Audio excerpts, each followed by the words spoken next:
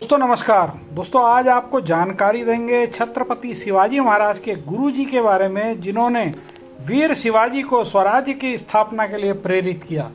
लेकिन उससे पहले यदि अभी तक आपने हमारे चैनल को सब्सक्राइब नहीं किया है तो प्लीज़ जल्दी से इसे सब्सक्राइब कीजिए, बेल आइकन की घंटी प्रेस कीजिए, कमेंट बॉक्स में जाकर हमें कमेंट कीजिए और अपने दोस्तों के साथ इसे शेयर करना ना भूलिए।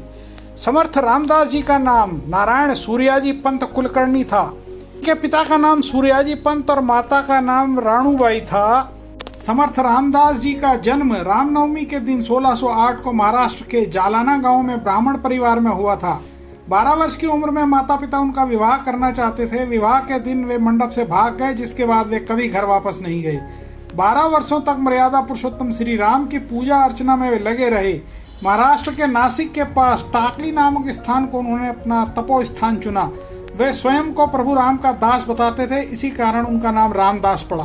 वे वीर शिवाजी के गुरु थे और प्रभु राम और हनुमान जी के परम भक्त थे। इनके बारे में कहा जाता था कि उनका अपने इष्ट से संवाद होता रहता था। प्रभु राम भक्त हनुमान जी भी इनसे बहुत स्नेह रखते थे। एक बार समर्थ रामदास जी ने हनुमान जी से आग्रह किया कि उनके संकीर्तन में जो भी भक्त आए आप आकर उनको भी दर्शन दीजिए।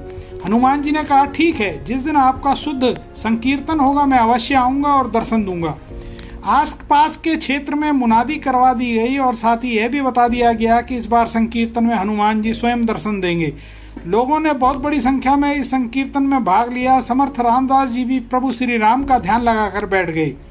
काफी समय बीत जाने पर लोग इधर उधर झांकते रहे, पर हनुमान जी कहीं नहीं दिखे और कुछ देर बाद लोग धीरे धीरे संकीर्तन से उठकर जाने लगे। जो लोग हनुमान जी का नाम सुनकर दर्शन को आए थे वे भी जाने लगे। इस तरह सभी लोगों के चले जाने के बाद भी समर्थ रामदास शुद्ध सत्संग के भाव में लीन थे। उन्हें लोगों के जाने का पता भी नहीं चला। धीरे धीरे कीर्तन में वाद्य यंत्र बजाने वाले भी चले गए। अब केवल समर्थ रामदास ही बचे रह गए। तभी हनुमान जी आ गए। उन्होंने समर्थ रामदास जी को ध्यान से जगाया। समर्थ रामदास जी ने भक्ति भाव से हनुमान जी से कहा कि प्रभु आप कब आए, आप इन सभी सत्संगियों को दर्शन दीजिए। यह सुनकर हनुमान जी ने कहा कि वे कहाँ हैं? रामदास जी ने कहा अभी तो यही थे, सभी यहीं बैठे थे। हनुमान जी हंसकर बोले मैं तो आ गया हूँ, लेकिन आपके भगत कहाँ गए? रामदास जी चारों ओर देखकर भौचक्क रह गए और बोले भक्त कहाँ गए? तब हनुमान जी ने जवाब दिया उनमें शुद्ध भाव नहीं था, उनमें विश्वास नहीं था, इसलिए वो नहीं रुके और सब चले गए। विषय विकार और संसार का आकर्षण उनको बुला रहा था। आपकी मनसा उचित थी, पर भक्तों की भक्ति अभी अधूरी है। जिस समय भी शुद्ध सत्संग होगा मैं अवश्य आऊंगा, यह मैंने कहा था। आपके हृदय में शुद्ध विचार हैं, इसलिए मैं आ गया हूँ। समर्थ रामदास जी ने काश्मीर से लेकर कन्याकुमारी तक 1100 मठ और अखाड़ों की स्थापना की थी।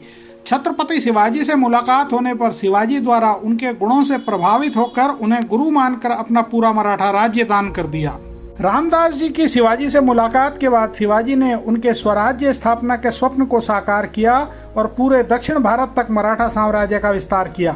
उन्होंने शिवाजी के साम्राज्य में हिंदू धर्म का प्रसार और प्रचार किया। उन्हें महाराष्ट्र के महान संत के रूप में भी जाना जाता है और कई जगह दक्षिण भारत में हनुमान का अवतार मानकर पूजा किया जाता है। तमिलनाडु के एक अंध कारीगर अराणीकर के हाथों से निर्मित भगवान राम, सीता और लक्ष्मण की मूर्ति के सामने समर्थ रामदास जी ने 5 दिन का निर्जला उपवास किया और पूर्व सूचना देकर सन 1682 की माघ माह को शुक्ल पक्ष की नवमी को ब्रह्म समाधि में लीन हो गए।